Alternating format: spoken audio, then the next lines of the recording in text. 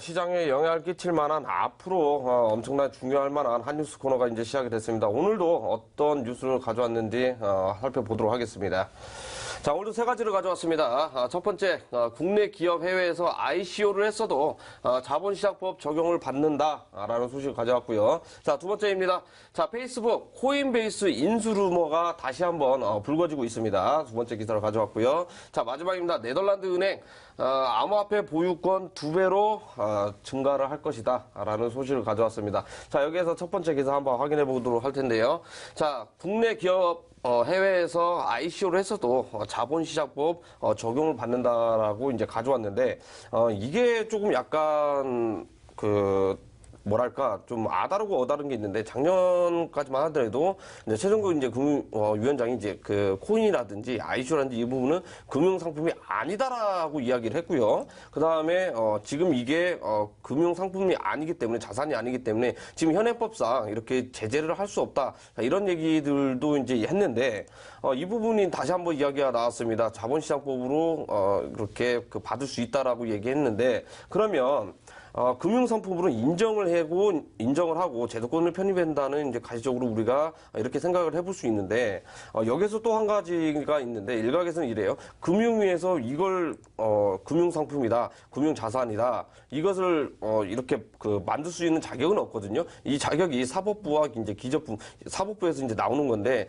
이 부분은 어떻게 생각하시는지 한번 이야기 좀 듣고 싶습니다. 네, 맞습니다. 지속적으로 정부에서 또 이제 금융위에서 입장이 계속 바뀌고 있습니다. 그렇기 때문에 지난번에 법원에서 판결한 가상화폐, 비트코인 몰수 건도 있었죠. 그 당시에서도 몰수는 하지만 자산으로는 인정하지 않는다라고 또 이제 최종국 금융위원장님 말씀을 했었죠. 자, 그런데 이번에는 예전에 방금 말씀 주셨던 것처럼 작년 9월이었습니다. 가상화폐는 자본이 아니다, 자산이 아니고 금융투자 상품이 아니다, 금융상품이 아니라고 얘기를 했었는데, 자, ICO를 지금 해외에서 진행하고 있던 기업들에 대해서 국내 자본시장법을 적용하겠다라는 또 지적이 나와주고 있어요. 자, 어떤 내용인지 보도록 하겠습니다.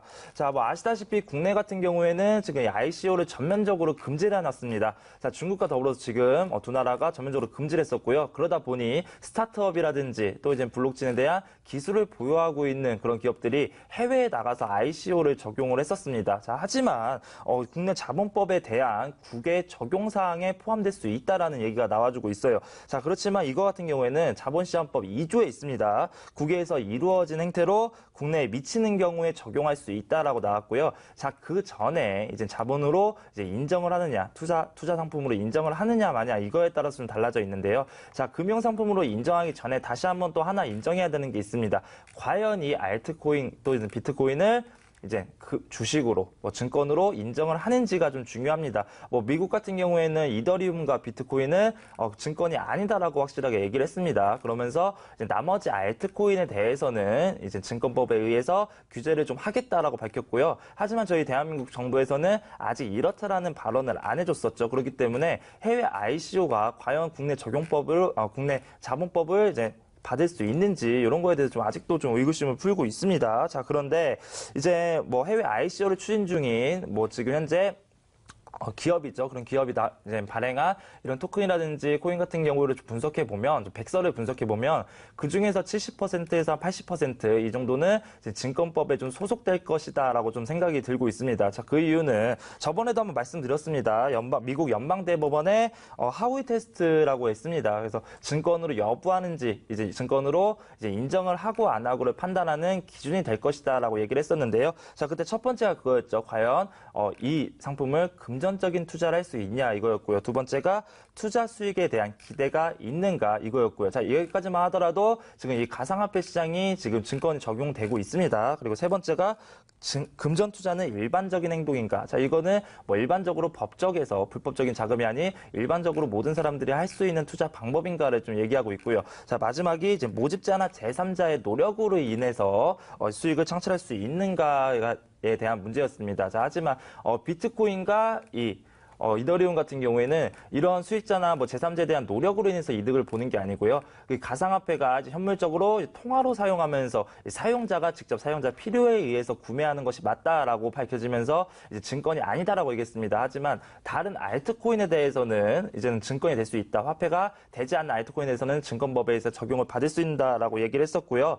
자, 국내에서도 과연 이 해외 ICO를 통해서 나왔던 그런 코인과 이제 토큰들을 증권으로 인정하느냐 이런 거에 대해서 먼저 규제가 빨리 나와야지 이제 ICO에 대해서 증권법, 국내 자본법을 적용하는지 안 하는지에 대한 결과가 나올 것 같습니다. 자, 이렇게 이제 좀 헷갈려 하시는 뭐 시청자분들이 많으실 거예요. 저희도 마찬가지입니다. 좀 상당히 헷갈립니다. 작년 9월까지만 하더라도 이제 최종고 금융위원장이 얘기했었죠. 자산이 아니다라고 얘기했었는데 금융상품이 아니다라고 얘기했었는데 그러다 보니까 당연하게 이제 ICO 기업들이 해외에서 나가서 ICO를 하면 당연히 국내법에 의해서 처벌을 받거나 국내법에 대해서 규제를 받지 않겠다라고 좀 생각을 확신했던 것 같고요. 자, 이렇게 혼란을 좀 가중시키는 일이 좀 없었으면 좋겠습니다. 그래서 방금 전에 천프로 전문가님도 말씀드렸지만 암호화폐, 가상화폐 시장을 뭐 증권법으로 인정을 하는지 안 하는지, 그리고 이거를 뭐 가산적인 뭐 직접 자본이 될 수 있는지 안 하는지 판단은 금융위원회에서 하는 게 아닙니다.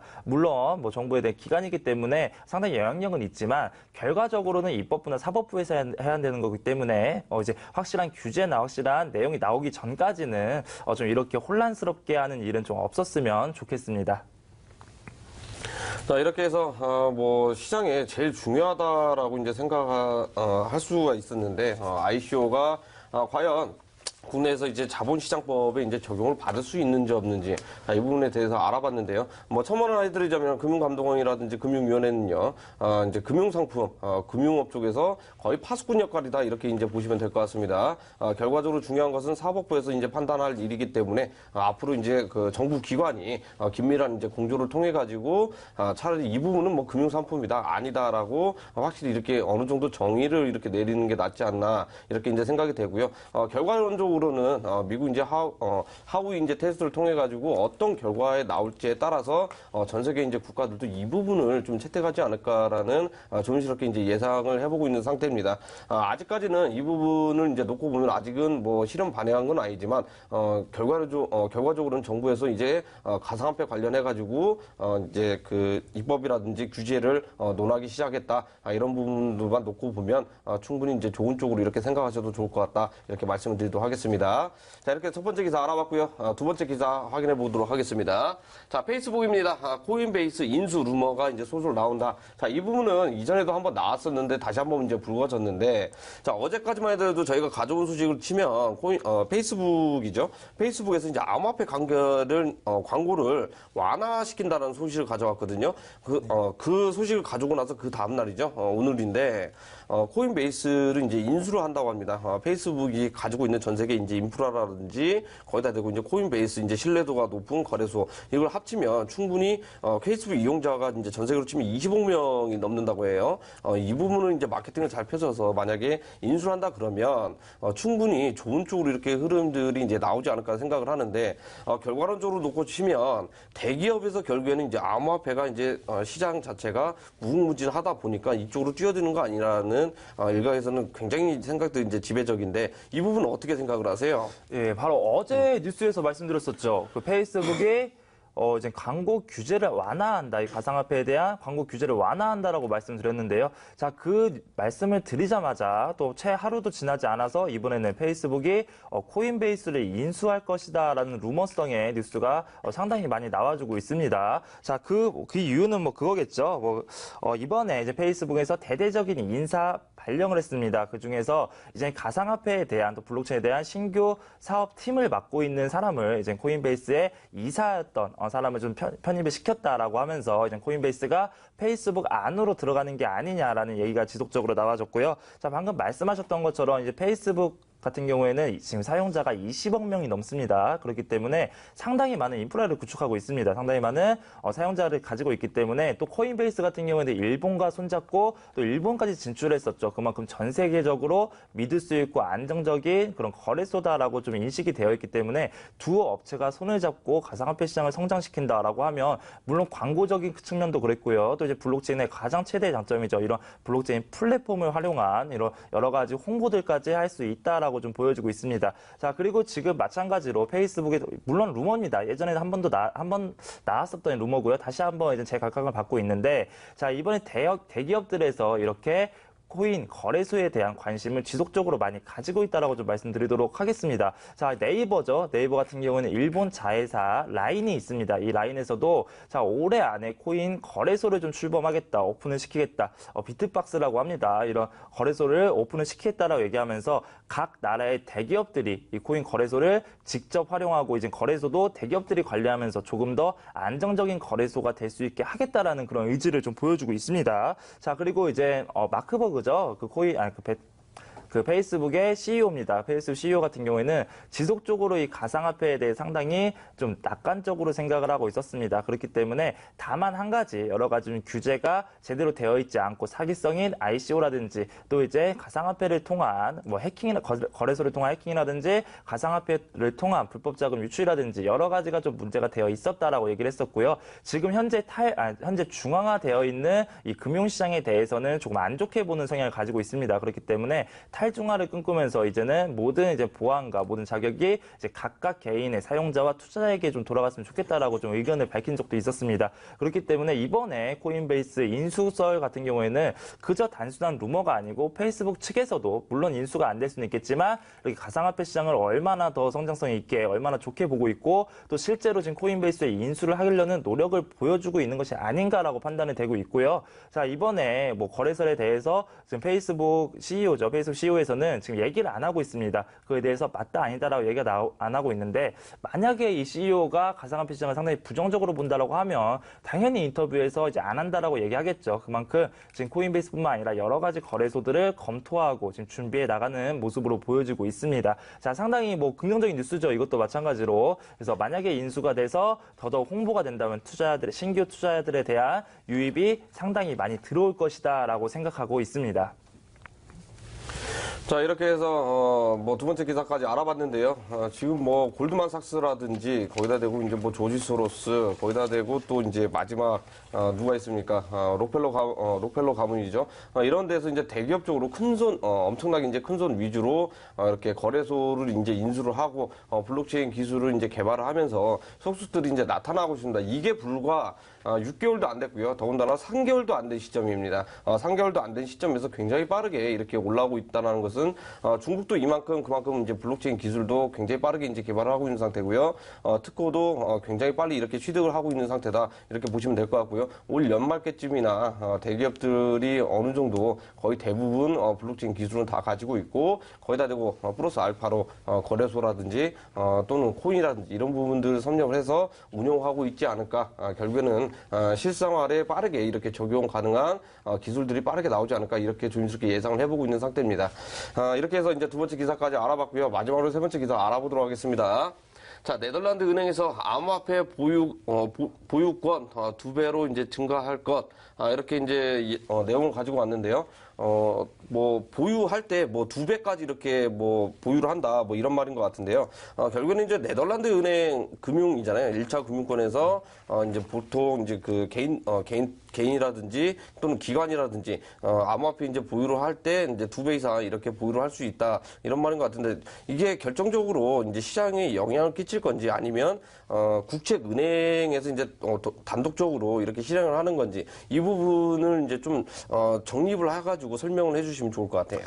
네, 이번에 뭐 예전에 뭐 캐나다의 은행이라든지 중국의 은행 그리고 영국의 은행까지도 여러 지금 세계의 은행들이 이 가상화폐 시장을 상당히 좋게 보고 있고 마찬가지로 투자를 하기 위해서 좀 노력을 하고 있습니다. 자, 이번엔 네덜란드의 ING 은행입니다. 네덜란드에서 손꼽힐 만한 상당히 큰 은행이고요. 자, 이 ING 은행에서 상당히 재미난 설문조사를 했습니다.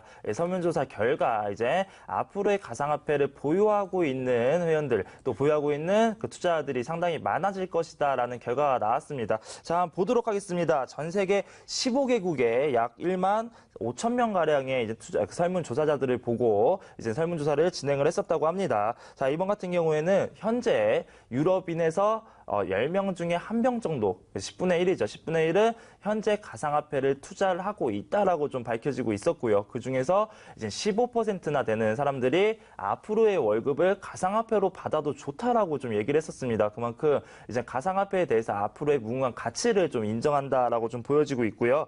자, 지금 같은 경우에는 이제 점차 가상화폐가 세계에서 자리를 잡고 있는 모습을 보여주고 있습니다. 예전처럼 갑자기 폭등이 나오고 폭락이 나오는 이런 불안정한 시장이 아니라 시장의 가치로 인해서 천천히 움직여지는 모습을 보여주고 있고요. 자, 하지만 여러 가지 호재도 작용하지 못하는 이유는 뭐 아직은 더 보완해야 될 점, 또 규제들이 많고 거래소에 대한 여러 가지 보안 솔루션에 대한 문제가 있어서 눈치를 보고 있다라고 밝혀지고 있고요. 자, 이번에 네덜란드 은행에서도 설문조사 결과 조금만 더 규제를 하고 조금만 더 잘못된 부분을 바로 잡는다면 이제 가상화폐에 투자하는 사람들은 2배 이상 더 올라갈 것이다라고 좀 밝히기도 했습니다. 이거는 실제로 이제 일반인들에 대한 설문조사로 나왔기 때문에 신빙성이 상당히 좋다라고 좀 보여지고 있습니다. 자, 그렇지만 아직까지는 조금 위험적인 자산으로 인식을 하고 있는 것 같다라는 설문조사도 나왔습니다. 자, 맞습니다. 뭐 제가 말씀드렸던 것과 좀 비슷하게 지금 가상화폐는 지금 안전형 자산으로 인식이 점점 되고 있는 상황입니다. 이제 막 시작 단계입니다. 그렇기 때문에 지금 현재 매수세가 들어오지 않고 이제 거래량이 많이 터지지 않는다고 해서 불안하시는 분들이 좀 많을 겁니다.